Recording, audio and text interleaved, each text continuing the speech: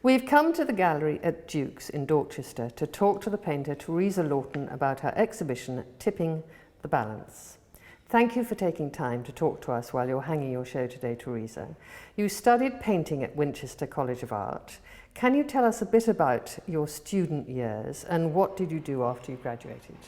My student years, I had always wanted to study art actually, and I did go in as a mature student in my early 30s.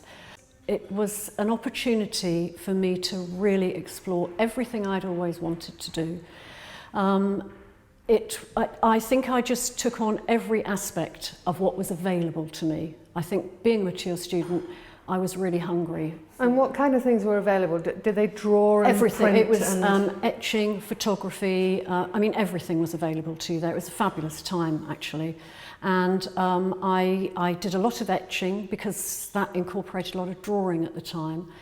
So I loved the etchings. I did a lot of photography. It was the early 90s. And things were changing for sure. And it was a time where painting had become a little bit redundant really. They weren't favouring painters so much.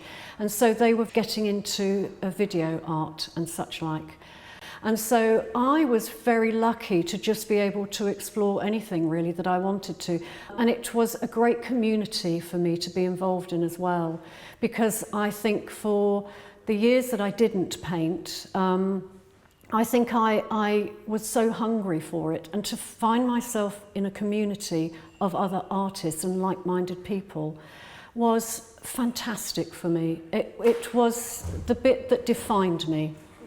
So what happened after you graduated from Winchester? Once I'd graduated, I took a studio in the lovely historical village of Corfe Castle, which is in Dorset. Right. Dorset's my hometown. Oh. Born and bred in Dorset. I left Dorset in my early 20s and travelled a lot, lived in London.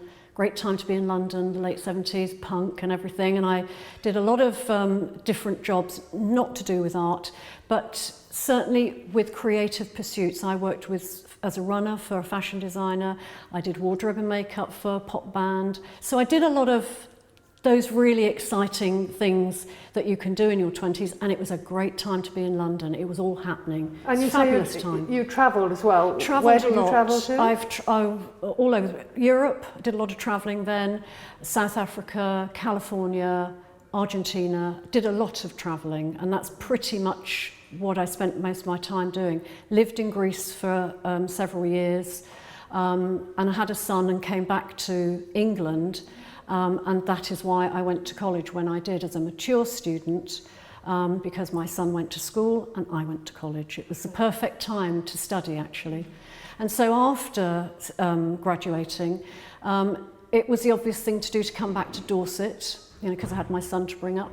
And I took a beautiful little studio that was by the old railway station in Corfe Castle. It's a stunning village. And you're shadowed by the castle, which is an amazing thing anyway.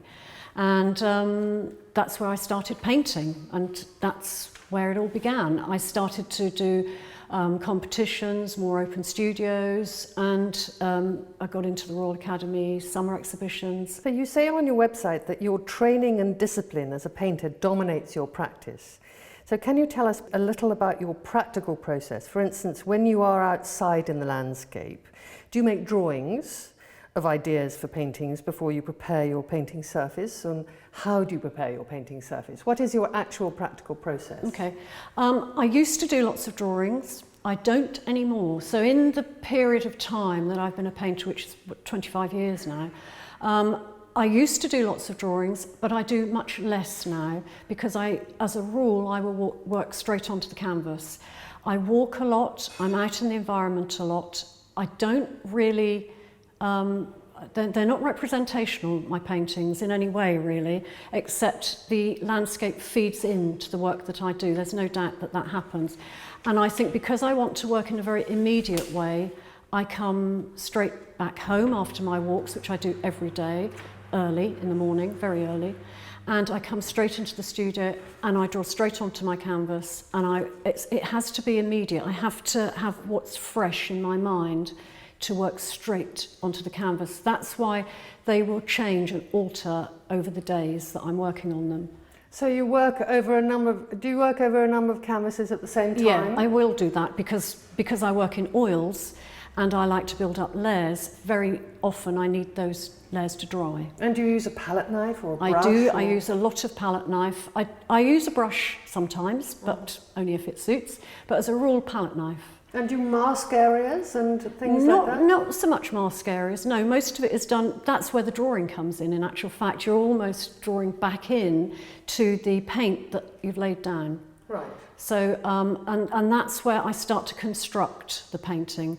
They become more and more simplified because underneath my paintings probably quite a lot more representational.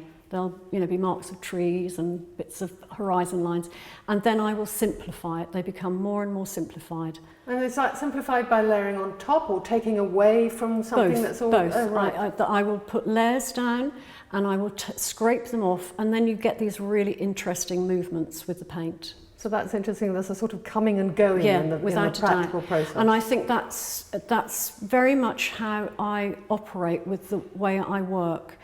I have to have absolute privacy to paint. It's a very private practice, my painting. And I like to work in solitude. I also like to walk in solitude. So there's a lot of sort of solitary pursuits in this. And so my mind has to be very clear in order to do them. I think I need a very clear head to work well. And so through the days as I'm walking, I will just come back and like a diary, you just add to these things. And so they build up layers, they change, they alter when the balance feels right. So it's how I feel with my paintings. I'm not really out to tell a story. I'm not really interested in representing the landscape. I don't really have a story to tell. They're just a personal moment, and that's what I'm trying to capture. And a lot of that is to do with simplifying and keeping it very simple.